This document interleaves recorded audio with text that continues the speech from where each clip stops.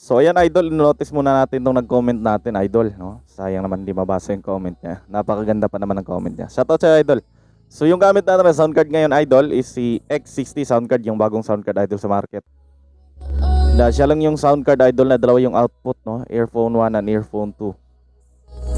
So yung link nito ilalagay ko rin sa baba. Baka gusto niyo bumili nito idol.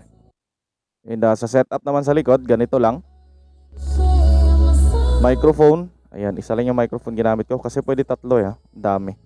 So ito, yung sa recording natin, ito sa live 1 ko nilagay. Ito, sinarge ko siya kasi low bat siya. No? Pwede nyo gamitin habang naka-charge idol. And masasuggest ko, gumamit lang kayo ng power bank para hindi mag-static, hindi maingay Lodi.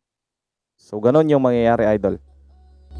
Ito idol, sa pagkabit ng speaker, kailangan nyo lang tong yung auxiliary, no? Usually pag bumibili kayo ng sound card, may kasama naman talaga yung ganito na dalawa. Kasi yung isa sa live, yung isa sa speaker talaga yan. Ito lang idol, nilagay ko dito sa earphone. And yung dulo naman is sa speaker nyo idol. I-check nyo yung speaker nyo kung may lagayan ng AUX, no? Yung ganito. Yung ganyan.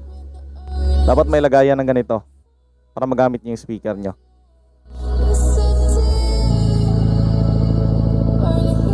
So ganyan lang idol sa pagkabit ng speaker.